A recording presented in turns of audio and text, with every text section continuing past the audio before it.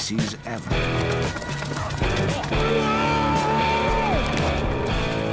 250,000 years they dominated Europe, a continent ravaged by ice ages and stalked by wild animals. Then, 35,000 years ago, they faced the ultimate challenge. The arrival of another human species.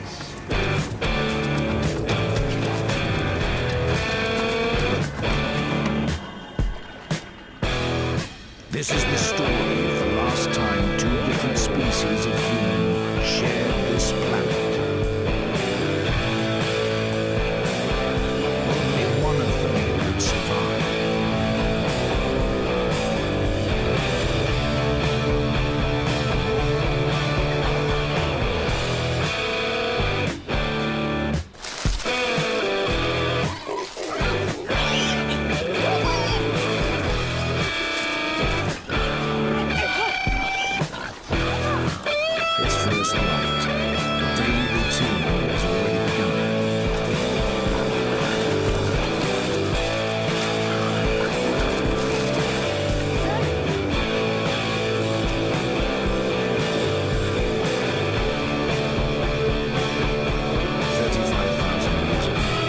Southern France was a cold and unforgiving waste. 1,000 miles away, an ice sheet grips northern Europe, bringing polar conditions to much of the continent. In winter, temperatures can plummet to 25 below, similar to northern Canada today. Herds of grey mammoth roam in the windswept grassland. The forests offer refuge for bison and red deer.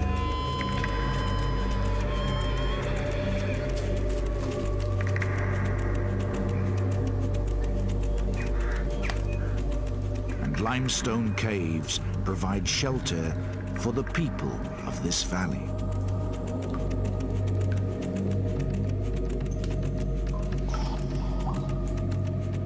These are the Neanderthals, the first human species to adapt to this harsh and frozen continent.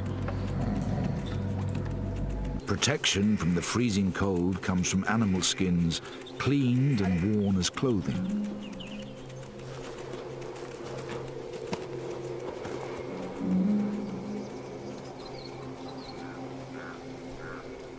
To prepare the skin, the mother first scrapes off fat and sinew with a sharp flint blade. She uses her teeth as a vise. Her face is designed to spread the stress evenly around her skull. Her teeth are worn from many years of use.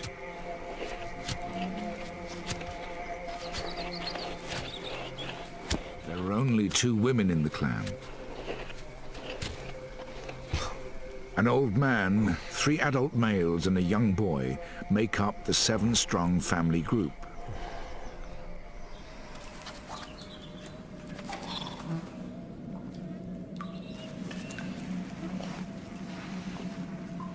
This cave is the center of their world.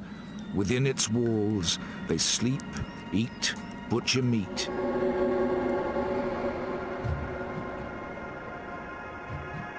It has become priceless evidence that has revolutionized our vision of the Neanderthals.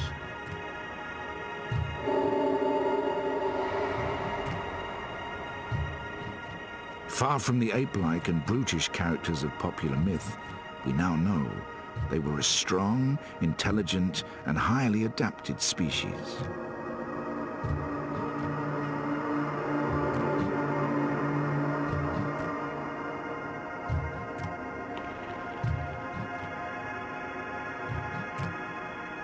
The latest scientific techniques have revealed incredible details about their lives. Fractured and withered bones reveal how their lives were plagued by injury and disease. And even how some met violent and unexpected deaths.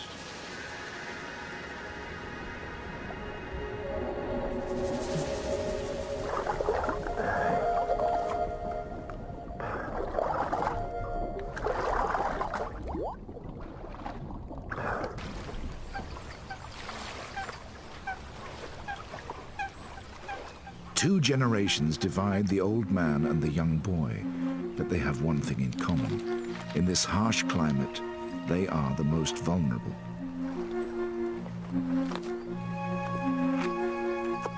Childhood is the most dangerous time. Nearly half of the Neanderthal fossil record consists of children under the age of 11. Oh, Margot!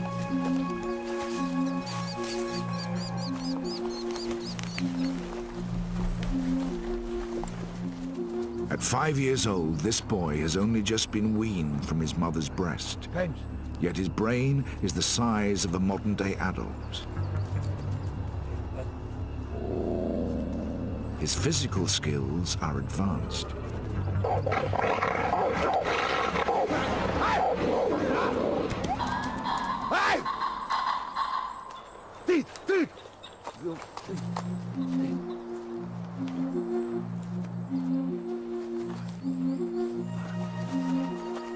It's just as well. In an environment like this, you either grow up quickly or you die.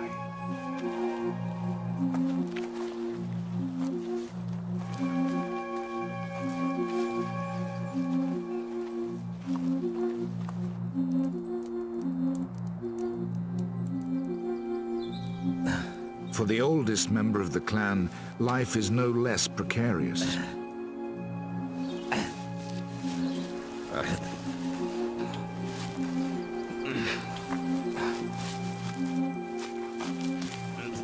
He's 43 years old, but injury and exertion have broken his body, hastening old age. Already he's living on borrowed time.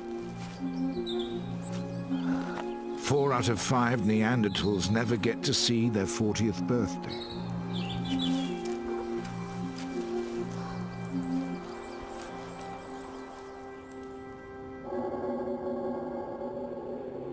The bones of a man aged about 40 were unearthed in the Shanidar Cave, Iraq, in 1957. Scars on his ankles and ridges on his kneecaps reveal he was already crippled with arthritis.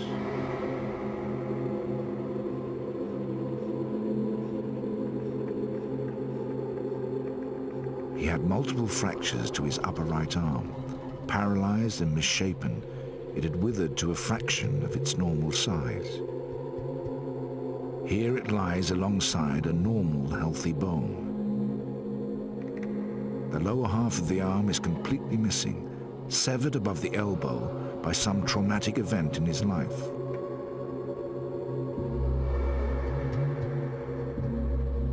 Close examination of his skull reveals the cause of these injuries. It's almost invisible to the naked eye, but the left side of his skull shows signs of a serious fracture.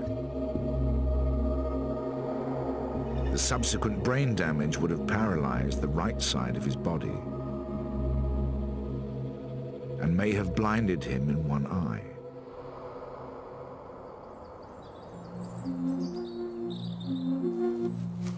Corn. Done. For the old, there are few concessions in this brutal world. If he is to stay with the clan, he needs to pull his weight.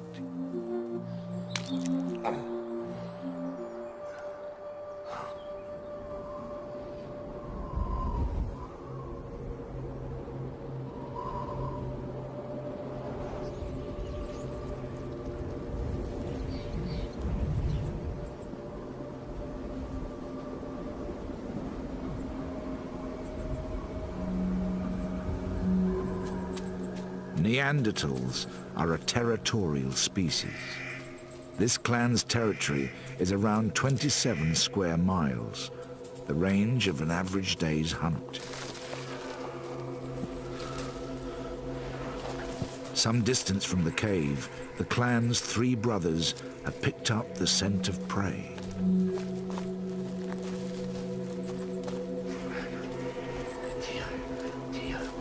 The oldest brother is the leader, the strongest and most experienced. He orchestrates the hunt.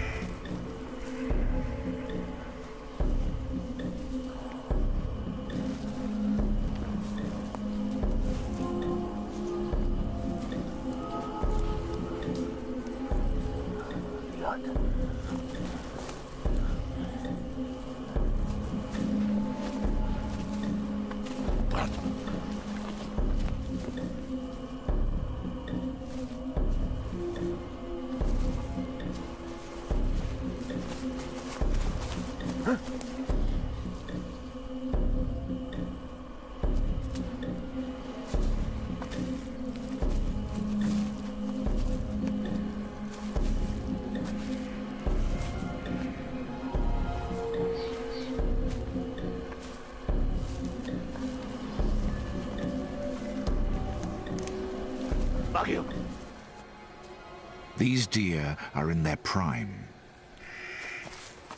Nutritionally, they're more valuable than old or sickly prey, but also much harder to catch.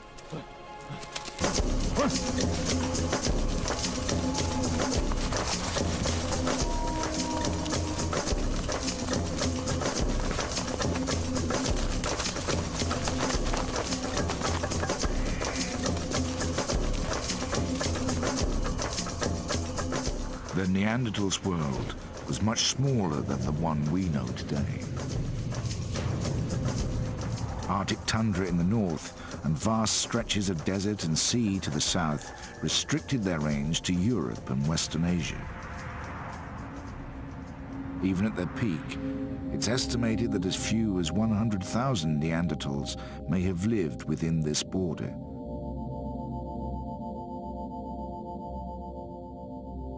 Bones and artifacts have been found as far south as Israel, in Uzbekistan and the Ukraine in the east, in Poland, Germany, and even Wales in the north, to Portugal in the far west.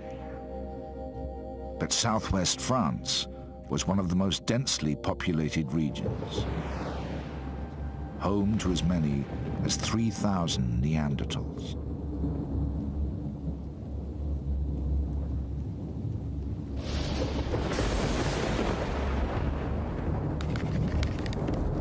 The hunt has not been successful. Darkness has fallen and the men are stranded on the edge of their territory. If they are to survive a night away from their cave, they must make a fire.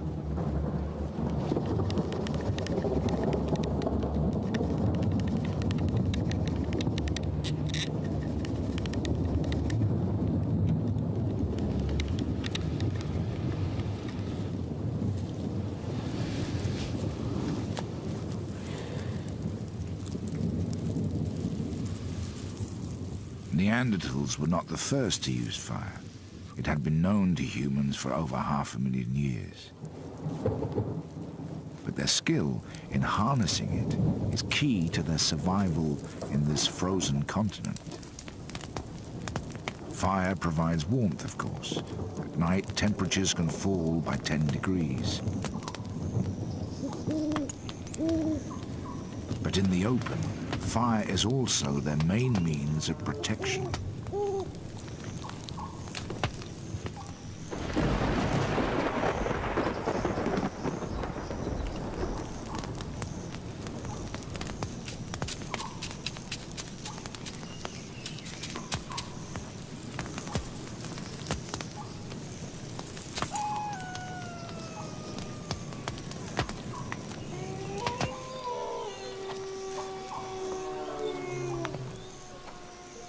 Leopards and wolves, cave lions and bears stalk this part of France.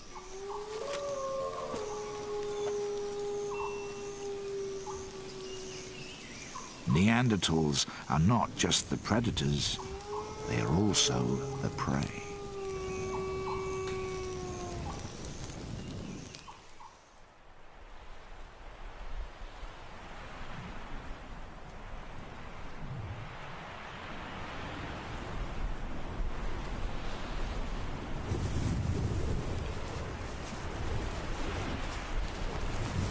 Early next morning, the hunt begins again.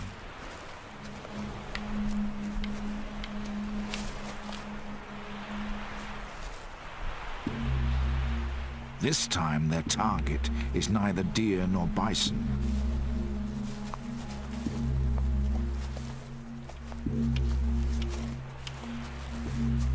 On the border that divides their territory from the next, the brothers have stumbled upon another kind of prey.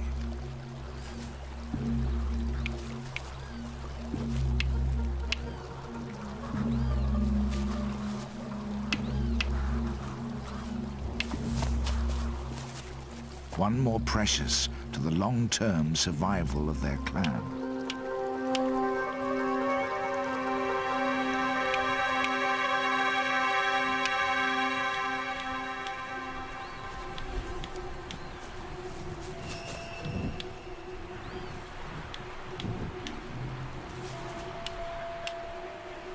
The size of their caves and the debris unearthed within them suggest that Neanderthals lived in very small groups, perhaps no more than 25, and sometimes as small as 8.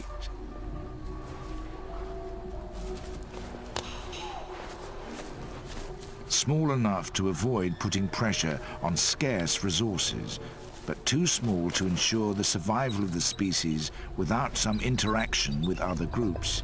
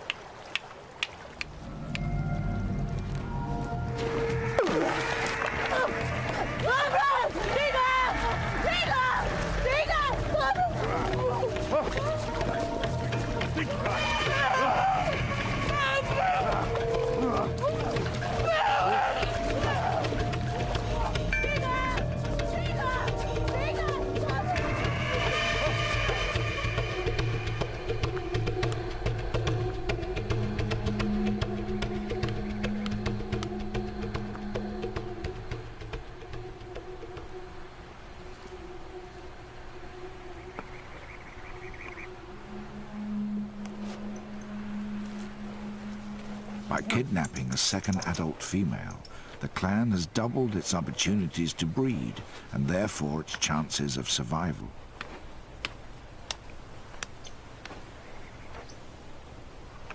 The fact that Neanderthals were territorial makes it likely they were male kin bonded, organized around fathers, brothers and sons.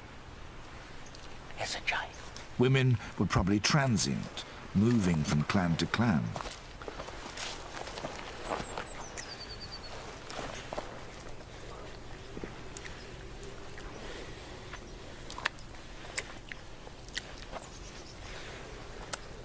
To have survived as long as they did, Neanderthals must have exchanged women.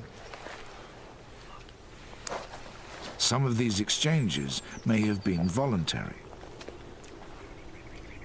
But in such a closed society, it's likely that some encounters were like this one, forcible and potentially violent.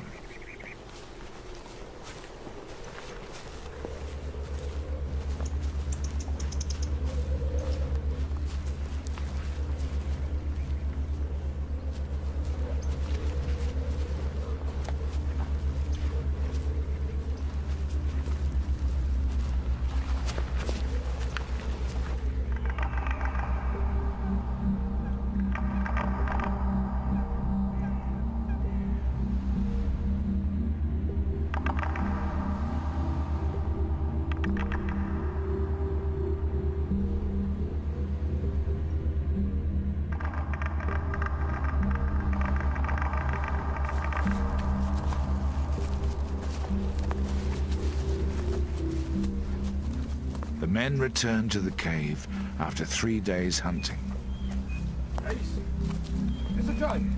Aquí, este chaval.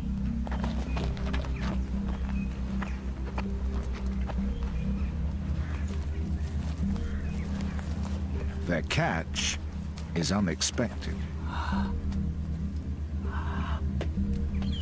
Margot. Margot.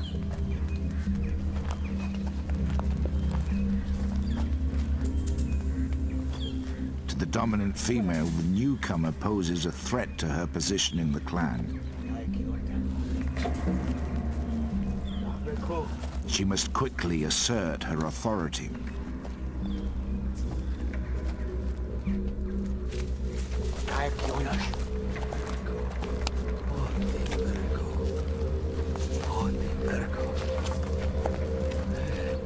For the new arrival, this is likely to be a terrifying experience. Everything about this clan is alien to her. Mama, Jimmy. Their smell, their clothes, their hair.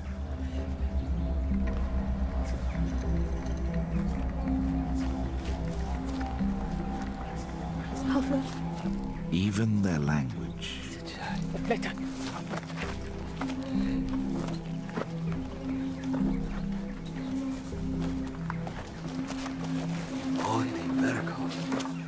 For years, many scientists believed that Neanderthals did not possess language. Mama, Jimmy. They assumed that, like other primates, they communicated using only gestures and calls.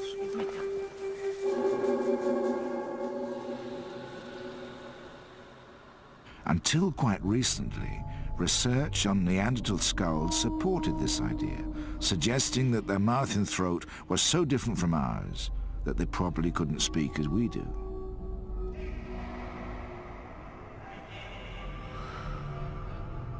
But in 1983, a discovery at Kibara Cave in Israel turned this debate on its head. These three tiny fossils make up a bone called the hyoid. They sit in the throat, holding the muscles and flesh of the vocal mechanism in place. The Neanderthal hyoid is almost identical to ours and is the most compelling evidence yet that their throat was designed for speech. It may well have been more limited than ours, but it now seems certain that Neanderthals had a language of their own.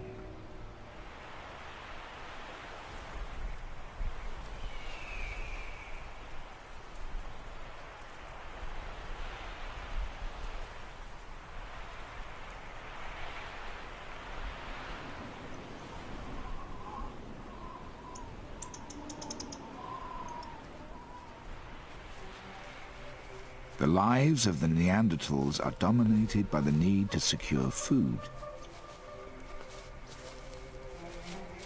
At the age of 11, the youngest woman in the clan has not been hunting for long. Her prey is small, but it's fast, and she has to be skillful.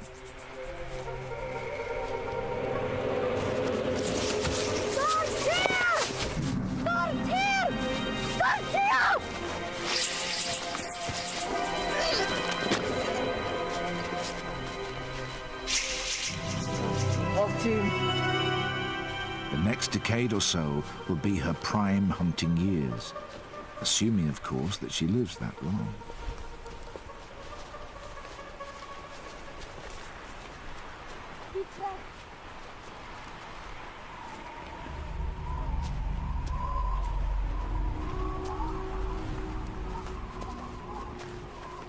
The Neanderthals' world is a dangerous one. Almost all the adult fossils discovered so far reveal some kind of serious injury.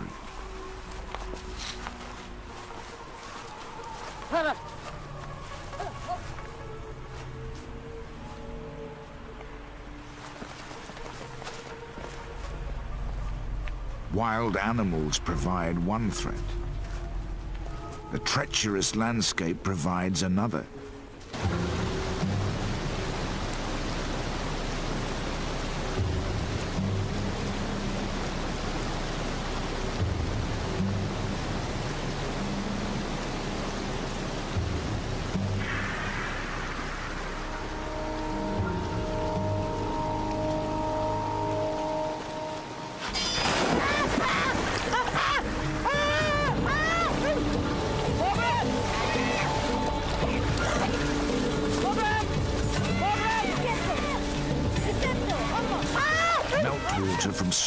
has swelled the volume of the river.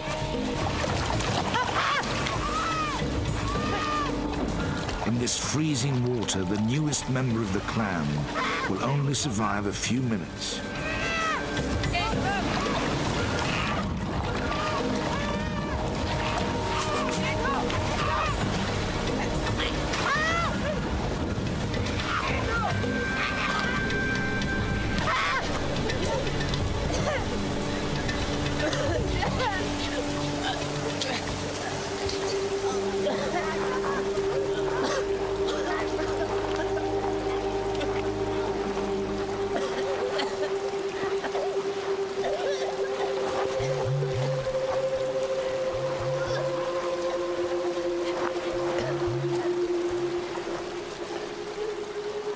This rescue has a selfish motive. The clan need the new female too much to let her die. Without them, she stands little chance of survival. This interdependence has helped the Neanderthals to master their environment. But now their dominance of Europe is under threat.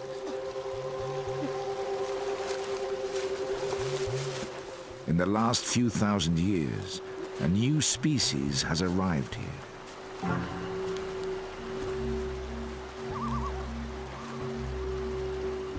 For the first time, these Neanderthals are not alone.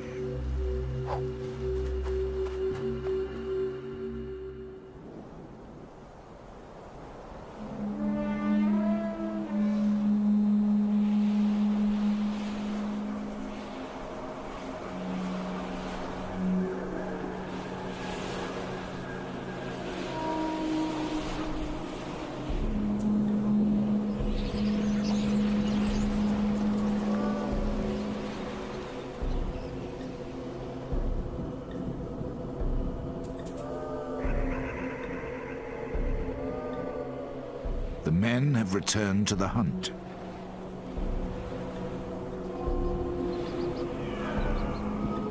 As Neanderthal spears were not designed for throwing, killing must be done at close quarters.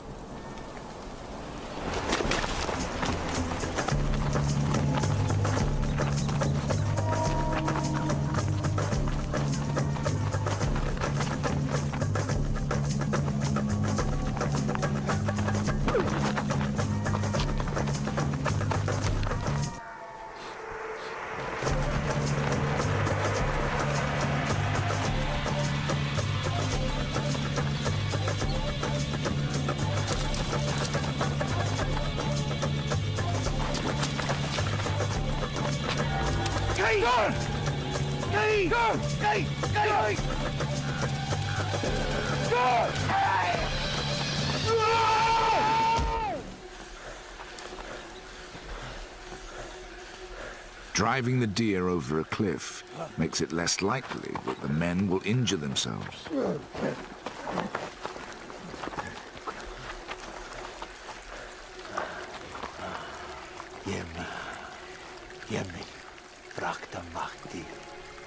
A debilitating injury could be the difference between life and death, not just for the individual, but for the whole clan.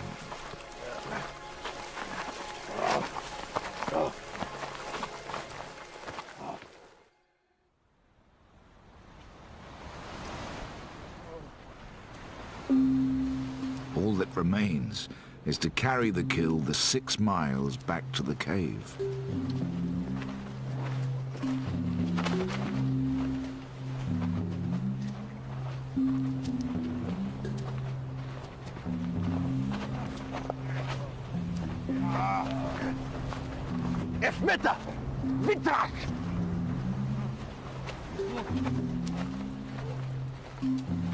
But Neanderthal bodies are powerhouses. They've evolved to take this kind of strain.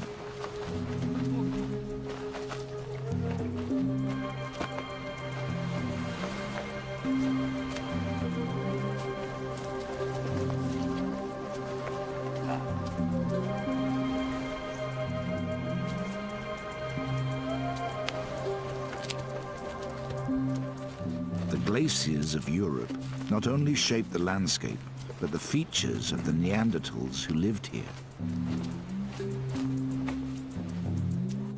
Their bones grew strong in direct response to the stress they were subjected to.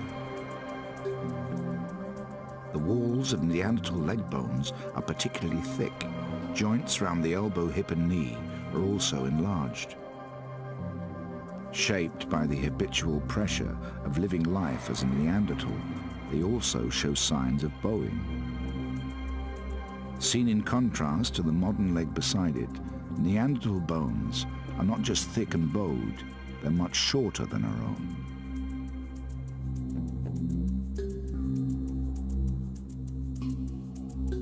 Short, heavy bodies reduce the skin's surface area, helping to maintain a high body temperature. Even their noses evolved to cope with the extreme cold weather.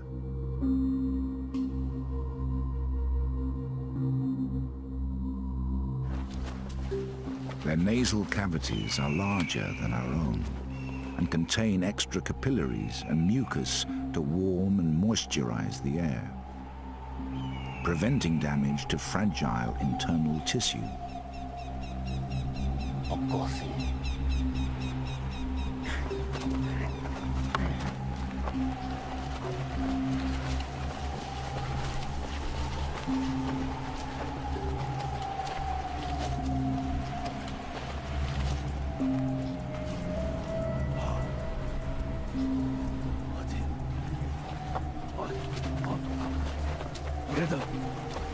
This combination of features makes Neanderthals the first human species specifically adapted to a cold climate.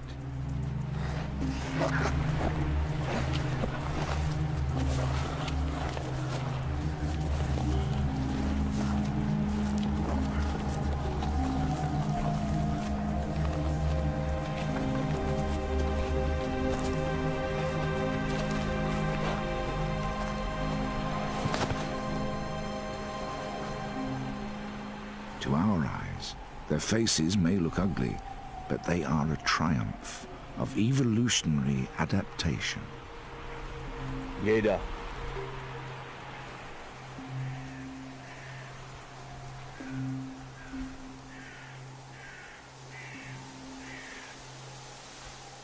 Now, the Neanderthals face a threat for which evolution has not prepared them.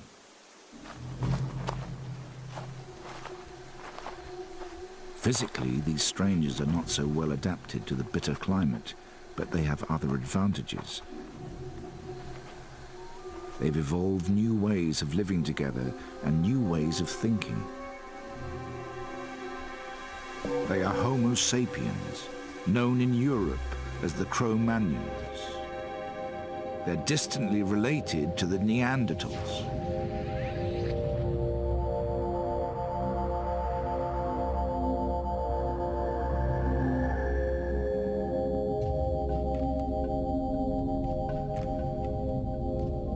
One and a half million years ago, a human species called Homo erectus emerged from Africa into Asia and later into Europe.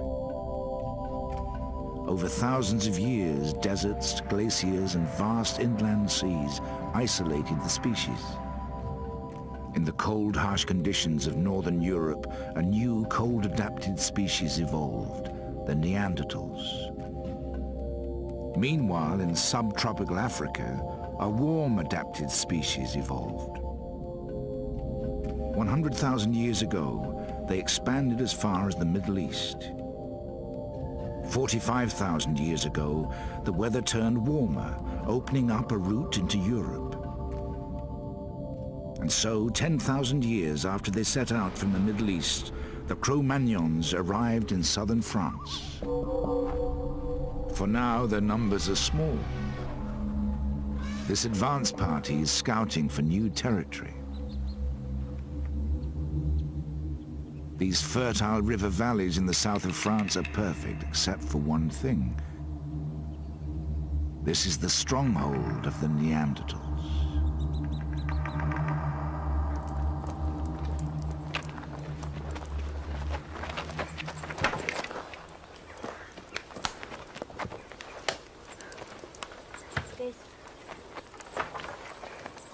The fresh kill is a welcome sight.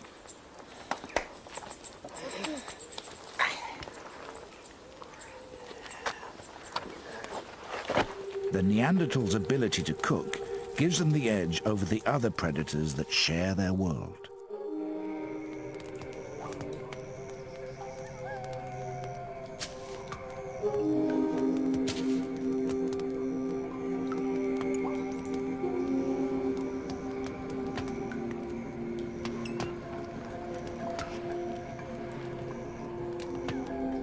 Grooming is the glue that bonds the clan together.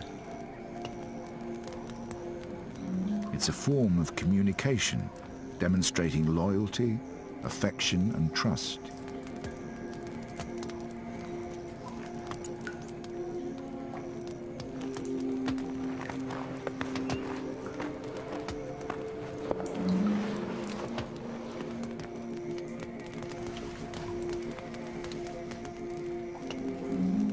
Intimate contact of this kind is immensely pleasurable. The clan can spend up to 4 hours a day relaxing under each other's touch.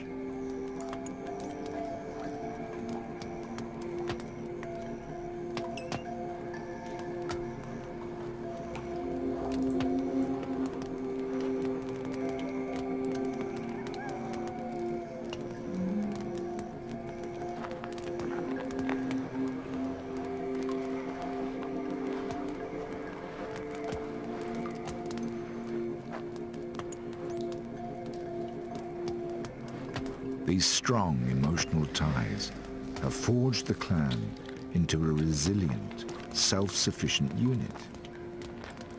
This unit has ensured their survival until now.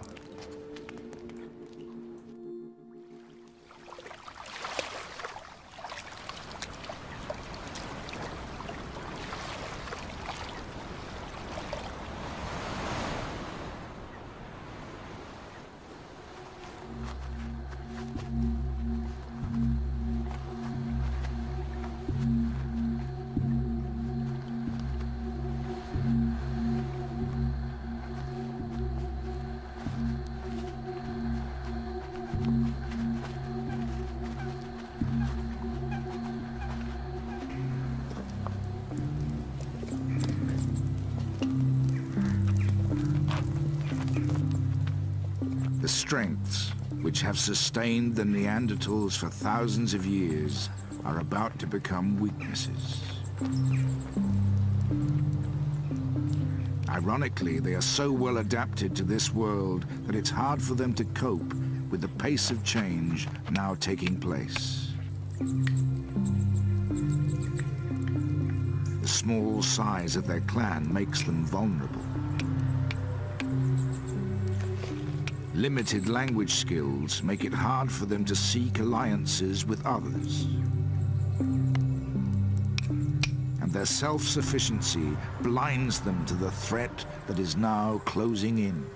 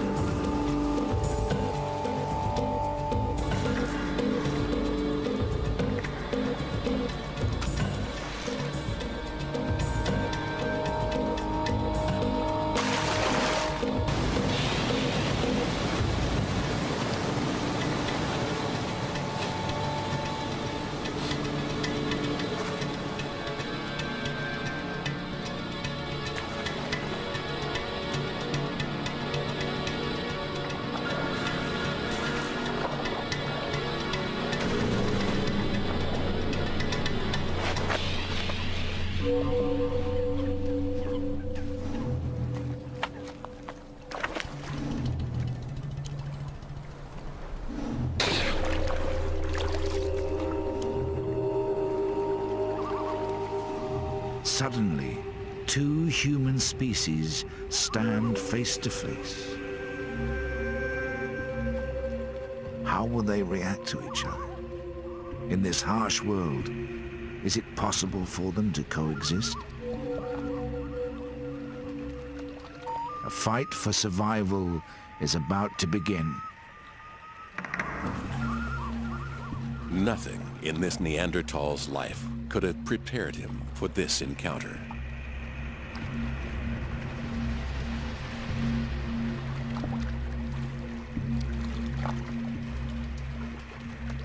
The stranger doesn't just look different. He thinks and acts in ways which are quite alien to a Neanderthal.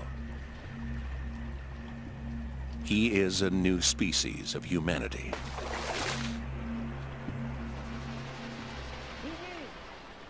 A Homo sapien, known in Europe as a Cro-Magnon.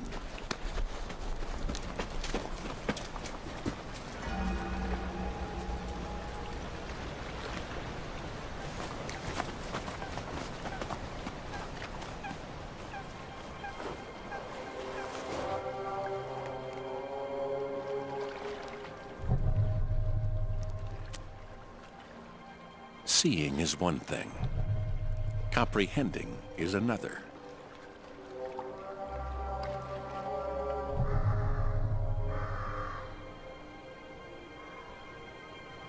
Halt, vier. Vier. Vier. Halt. Ku. Ku. Halt, vier. One. Satu. Satu. We can't know exactly how Neanderthals reacted to their first sight of Cro-Magnons. Ito. Ito. Ito. Ito. Ito. Ito. Tia. Akutu.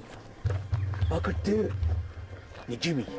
But coming from such a sheltered world, it may be that they simply did not understand the significance of what they saw.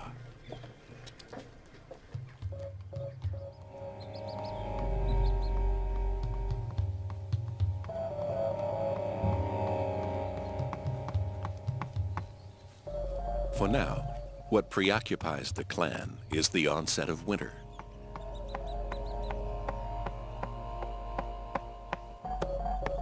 They are one of the smaller clans living in this part of France.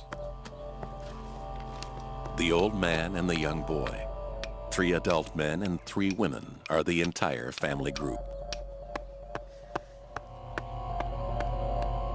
All of them will need to play their part if they're to survive the next few months.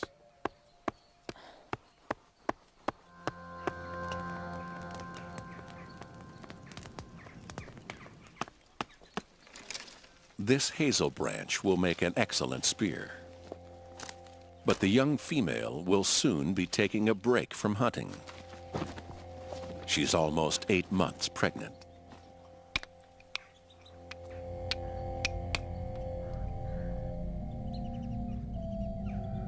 The Neanderthal toolkit consisted of around 6 types of tool, all geared to more specific tasks than those of earlier humans.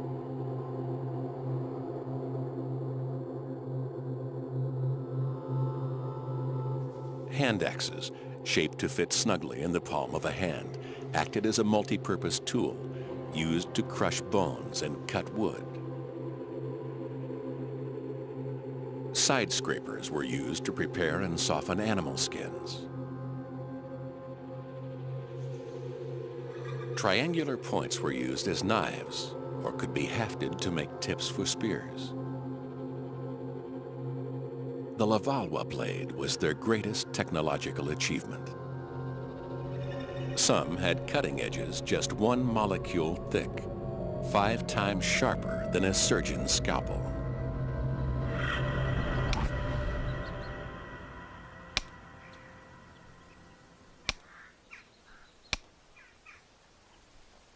Within the clan, tool-making skills and knowledge are passed down from one generation to the next. There are subtle differences between the tools used by this clan and Neanderthals elsewhere in Europe. Proof that clans rarely interacted.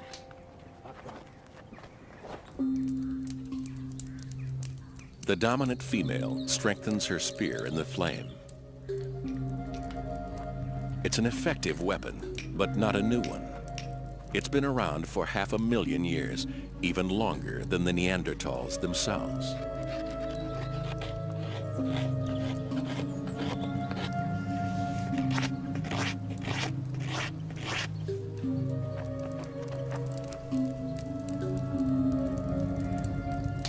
The isolated existence of clans had a direct effect on their development.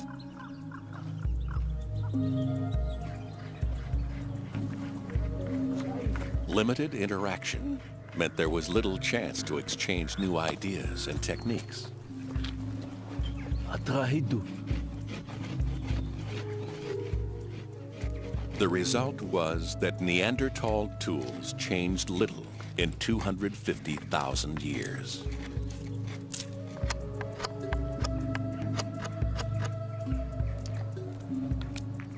The dominant male uses tree resin to fix the point to the shaft of his spear, and sinew to bind it. It's a sophisticated weapon, capable of lacerating the thickest hide, but it's too heavy to throw very far and exposes him to the dangers of close-quarter hunting.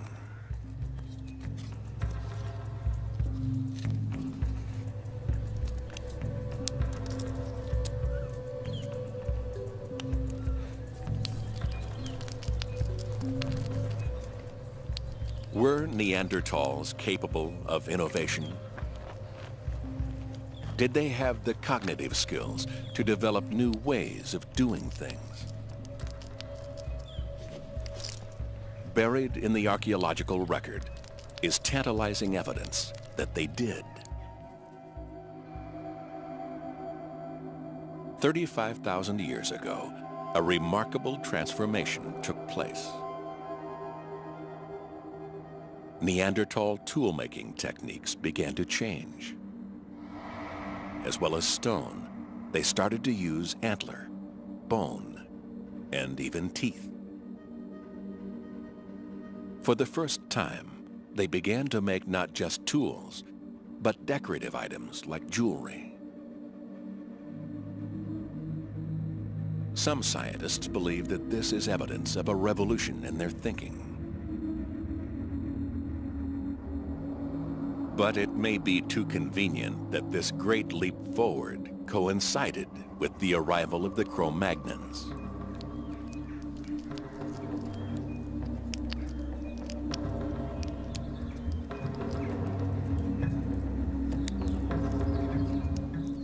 The Neanderthals may simply have been copying Cro-Magnon techniques, without ever grasping what these signs and symbols really meant.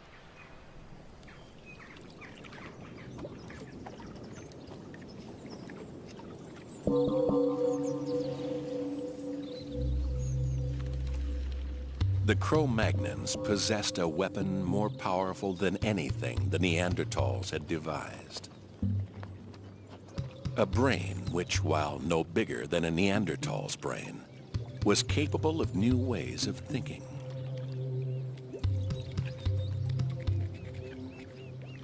Body paint and jewelry are just the outward manifestations of something far more profound.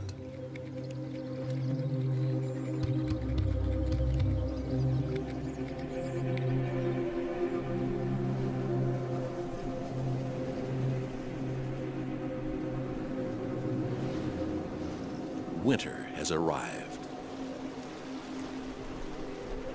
Red deer have migrated south in search of warmer weather. The balance between the food supply and the needs of the clan is delicate at the best of times.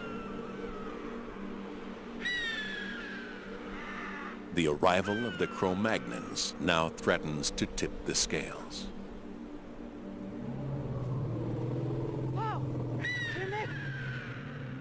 Food has become even more scarce.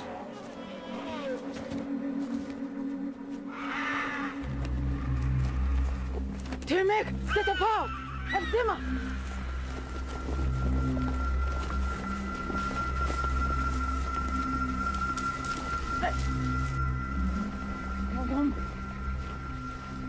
Killing a mammoth is a dangerous undertaking. For these women, one of them heavily pregnant, the risk is too great.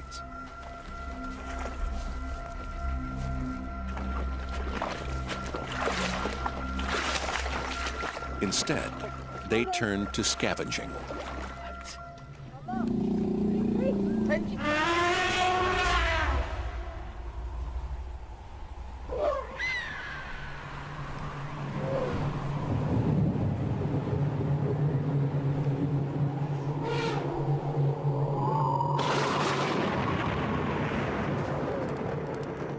As day turns to night, temperatures plummet below zero.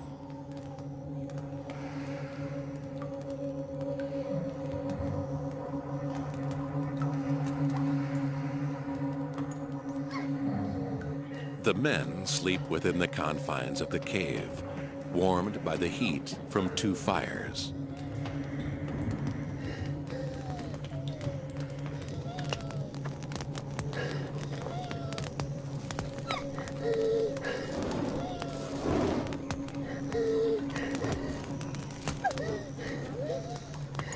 But for the clan's women, there will be no rest tonight.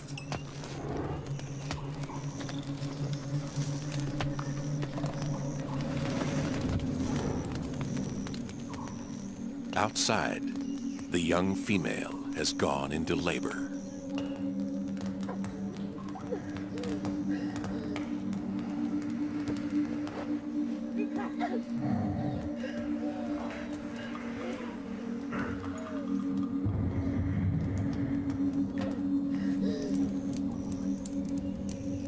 This is a dangerous time for her. Neanderthal babies were bigger than babies are today. Fortunately, Neanderthal women had childbearing hips. The size and structure of their pelvis even makes it possible that they had a larger birth canal than women today. Nevertheless, the pain is still intense.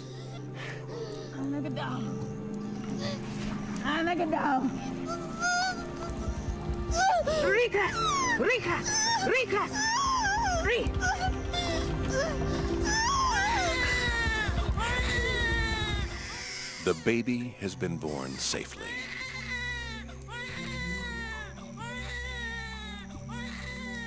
But its fight for life is not yet over.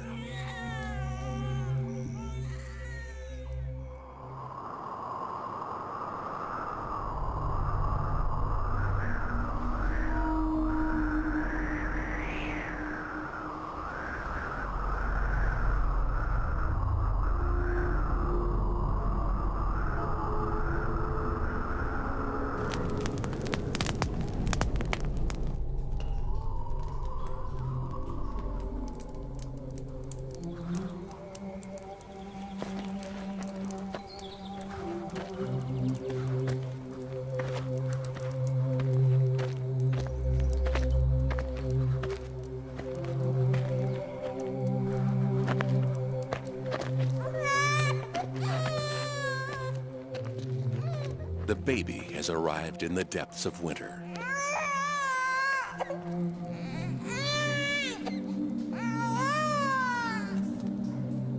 It's a bad sign for the clan.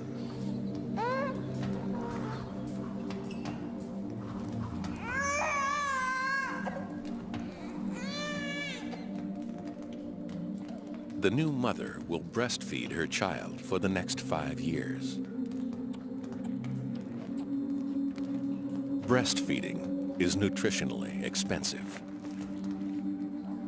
She'll need around an extra 1,000 calories a day to produce enough milk for her baby. And during this time, she will be less able to hunt.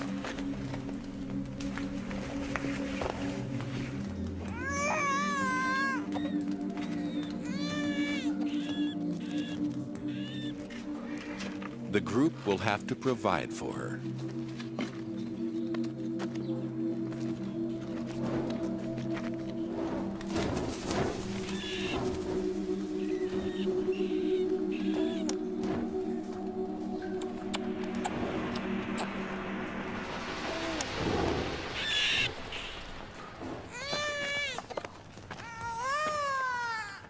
As the weather grows colder and food scarcer, it's a burden they can ill afford to bear.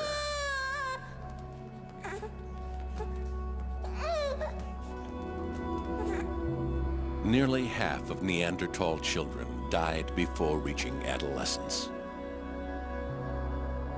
Fragments of skeletons and skulls, many with their adult teeth still not descended from their gums, make up much of the fossil record. Defects in their dental enamel suggest that starvation was one of the greatest killers. But it's the remains of babies that provide the most poignant evidence of how harsh life was. Tiny skeletons have been found in shallow pits, suggesting that their untimely deaths were mourned. However, at a site in Israel in 1983, the skeletons of 2 babies were discovered among animal carcasses and waste, implying that they were not valued and may not have died of natural causes.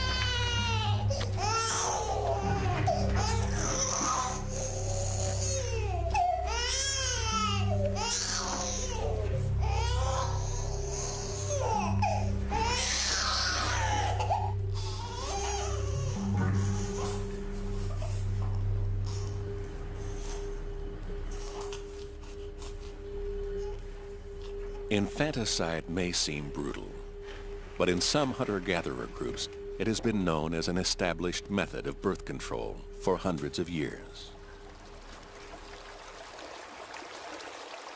Only by being this ruthless is the clan able to survive at all.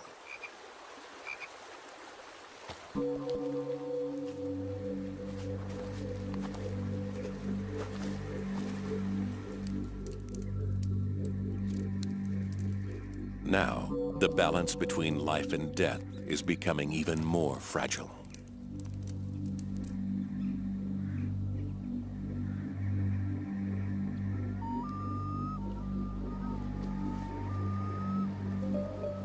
For the first time, the Neanderthals have competition.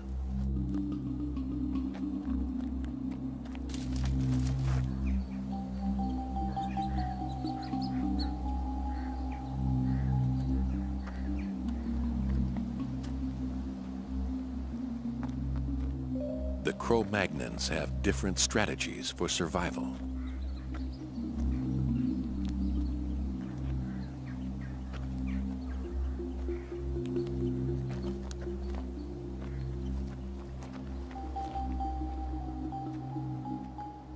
Socially adaptive and competitive, they have colonized much of the continent.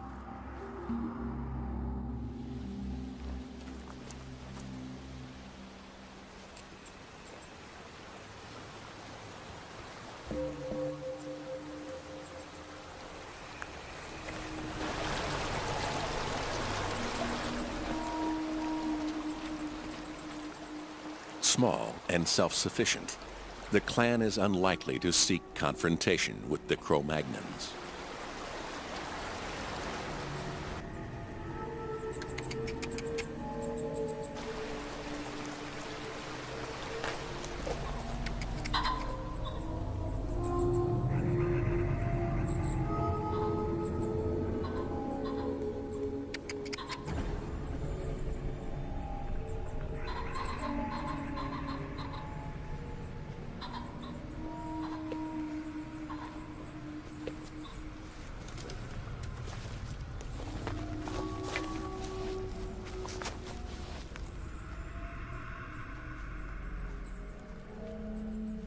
Evidence suggests that in some parts of Europe, the 2 species did coexist, apparently peacefully, for many generations.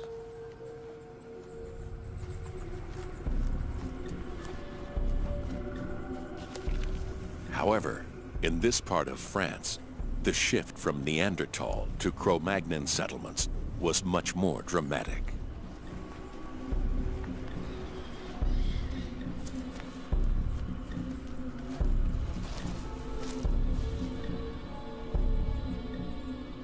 One of the last parts of Europe to be colonized, these fertile valleys were worth fighting for.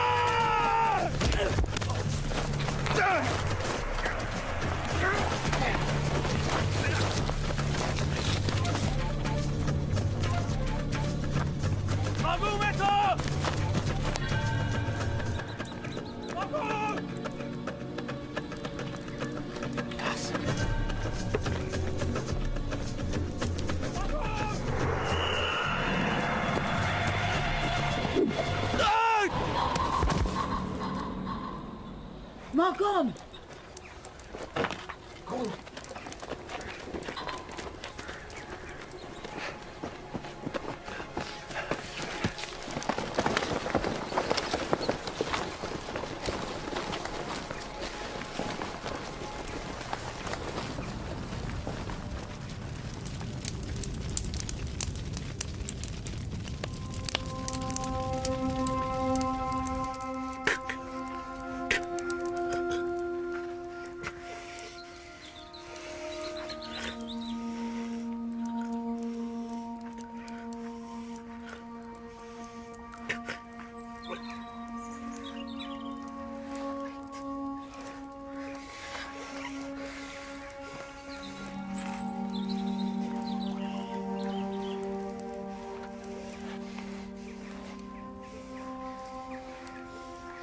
The spear has punctured the dominant male's lung. He's lost a lot of blood, and his life hangs in the balance.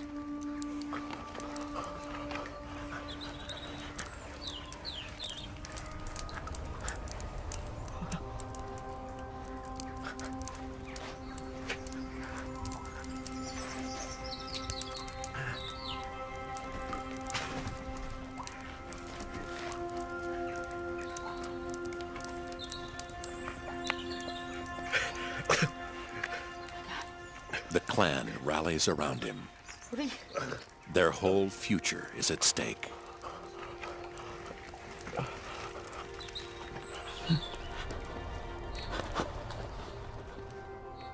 To reveal the darker side of Neanderthal life, scientists sometimes end up playing detective.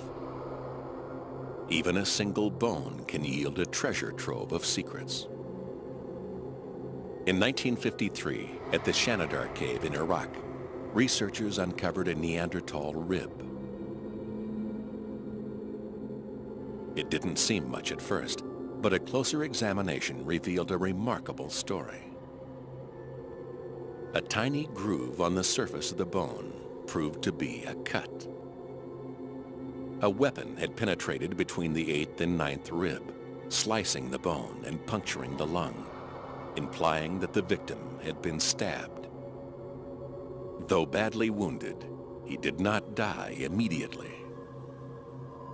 The buildup of bone reveals that the wound had begun to heal, suggesting that he was cared for by the rest of his group.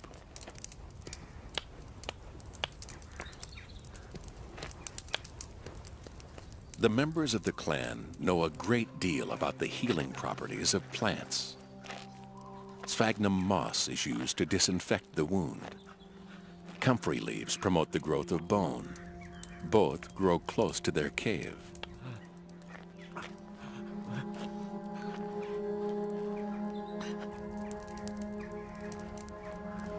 But with an injury this serious, There's only so much they can do.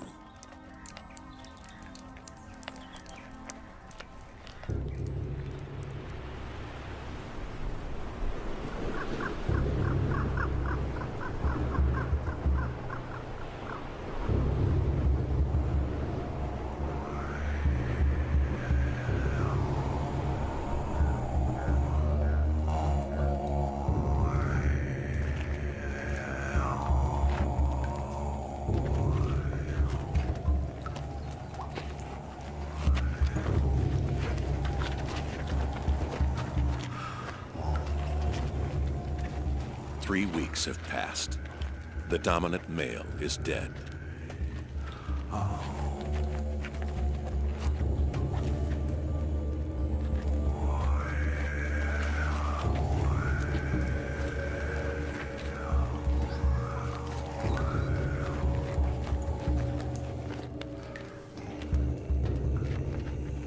We cannot know for certain whether his clan experiences a sense of loss or grief.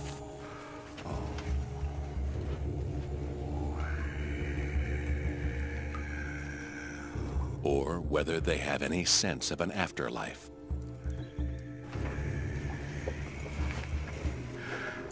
But their treatment of their dead relative reinforces their humanity.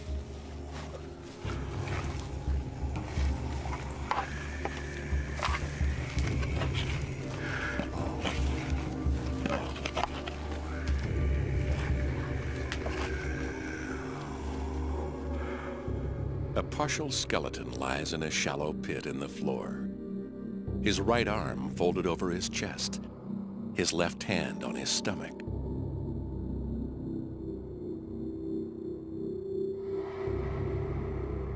A classic burial position.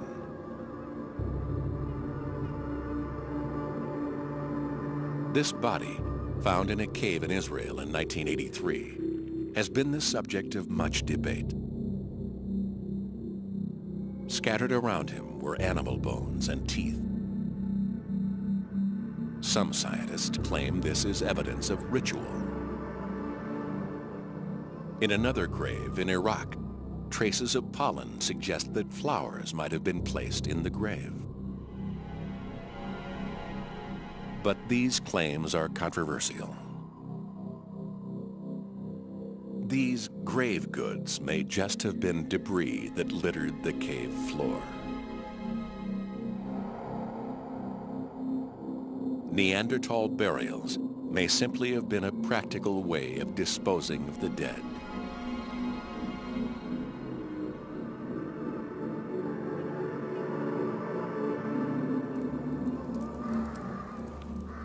Or was it something more humane?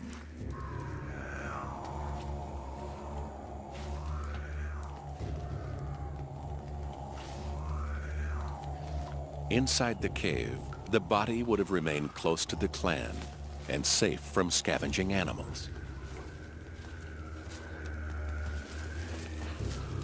With their leader dead, the dominant role now falls to his younger brother.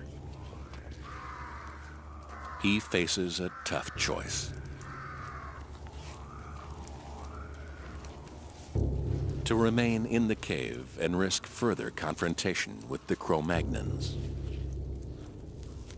Or to leave behind the center of the only world they've ever known.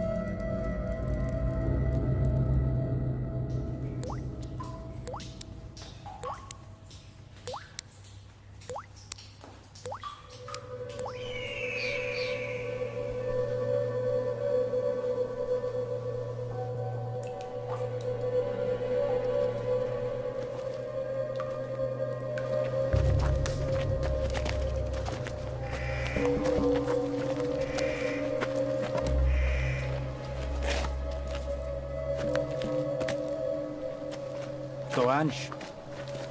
Bered, Becky. The Cro-Magnons take over the deserted cave. They'll use it as a temporary settlement until the rest of their group arrives.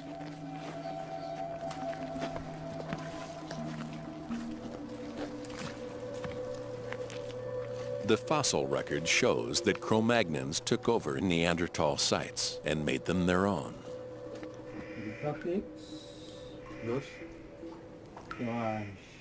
Now, modern man has arrived. For the Neanderthals, there is no way back.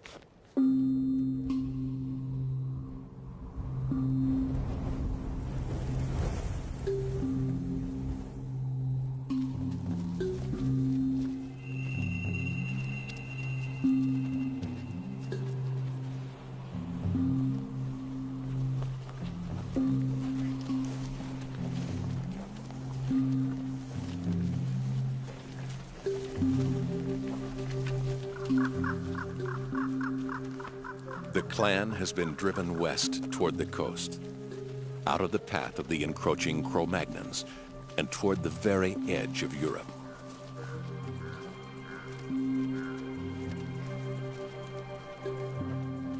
This is uncharted territory for them.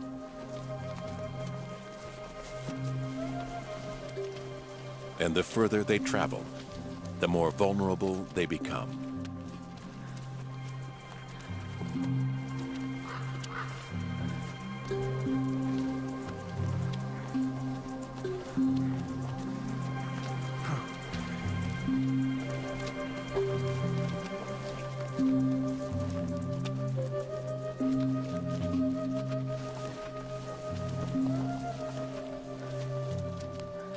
For the young female, the group's newest recruit, this is a journey too far.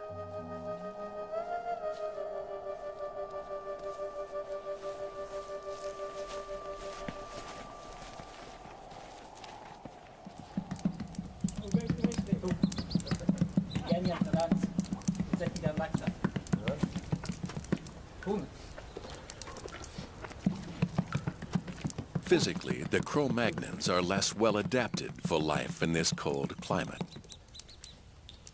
But they've developed tools that allow them to live anywhere they choose. Harpoons to kill fish when supplies of red meat dwindle. Needles made of bone to tailor clothes. But their most powerful tool is language.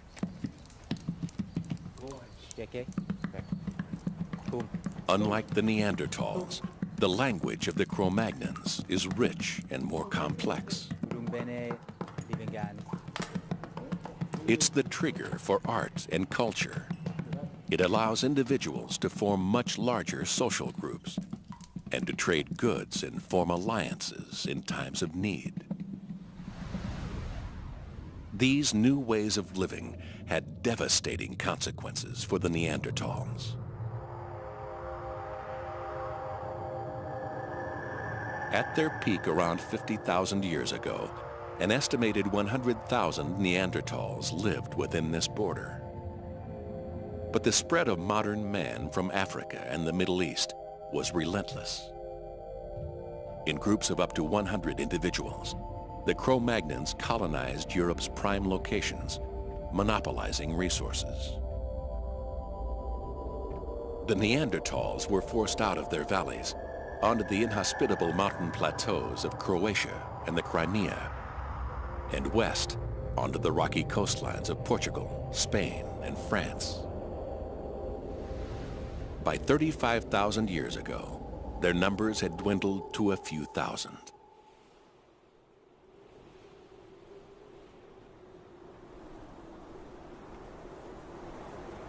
Here on the high ground, there is little vegetation to support animal life, little water, and no natural protection from the weather.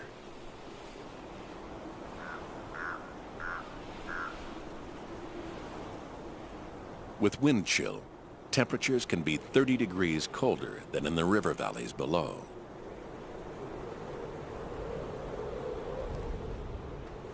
With their short, sturdy bodies, Neanderthals are physically more able to survive here than Cro-Magnons.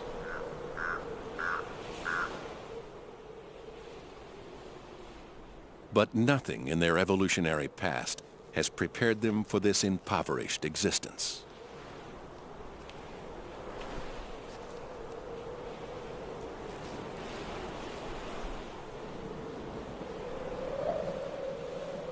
They need to eat. But cut off from their territorial hunting grounds, they find it harder to hunt prey. They need to maintain their population. But cut off from other Neanderthal clans, they find it harder to reproduce. The ties that have bound them together are beginning to come apart.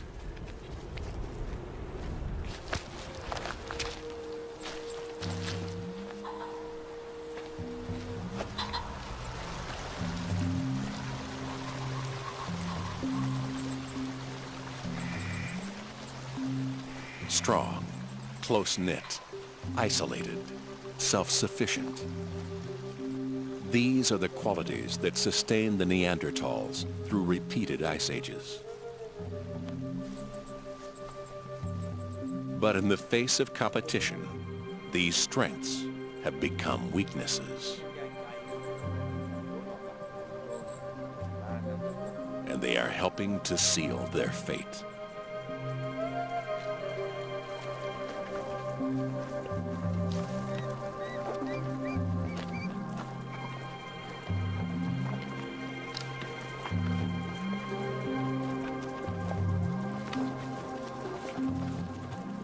When the end finally came, it wasn't genocide or even a natural disaster. It was something much less dramatic.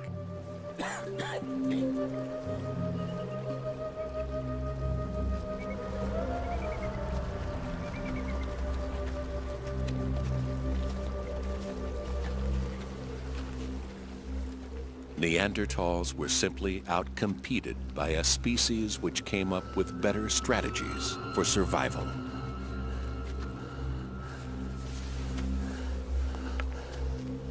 It wasn't even inevitable.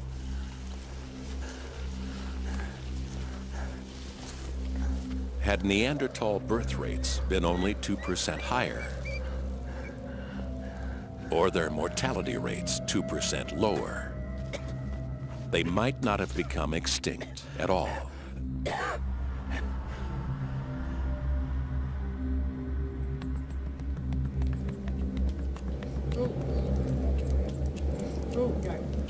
Checking out. Go done. Come on, done. There may, however, be one final twist to this evolutionary tale.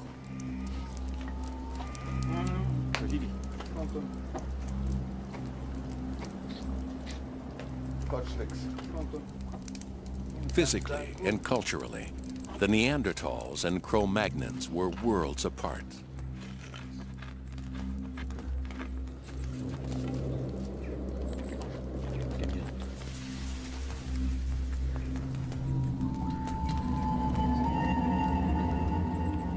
Two separate species.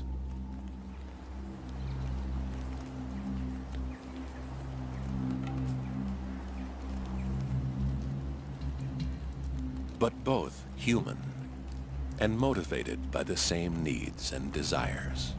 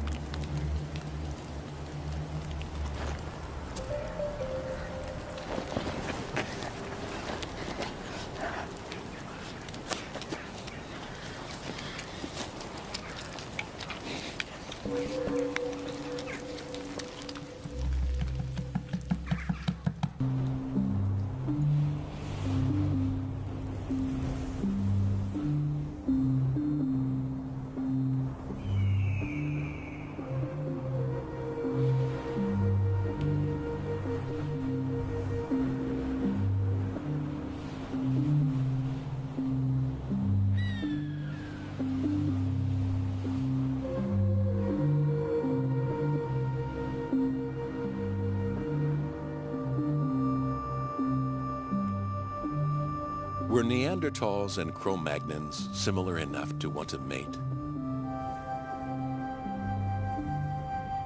And even if they did, were their genes similar enough for a child to be the result? we'll probably never know.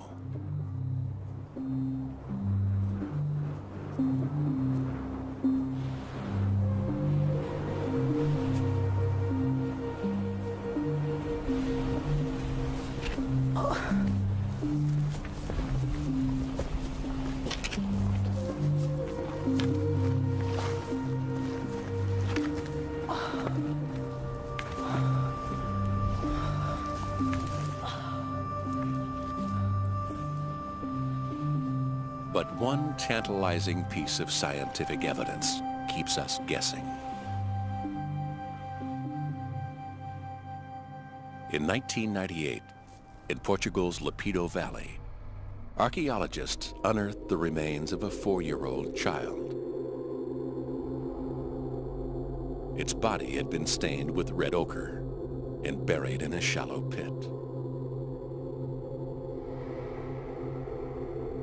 Deer teeth and a pierced shell were found close to the child's body. Small front teeth and the pointed chin seemed to confirm that this was a Cro-Magnon child. But the rest of the skeleton tells a different story. The limbs were short and strong, like those of a Neanderthal. Yet the Lapido child died about 3,000 years after Neanderthals are believed to have become extinct. Could this child be a hybrid, half Cro-Magnon and half Neanderthal? Scientists are still undecided.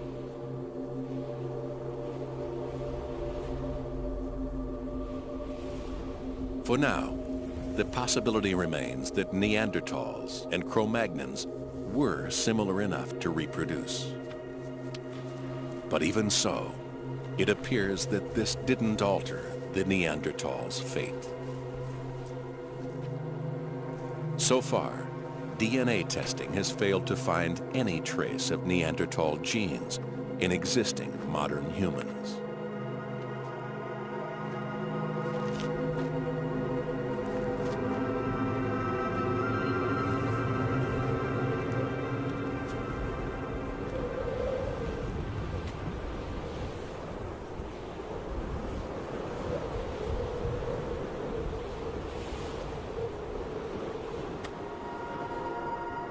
Around 30,000 years ago, in the remote outposts of southern Spain and Croatia, the last Neanderthals died, leaving only one human species, Homo sapiens, to inherit the Earth.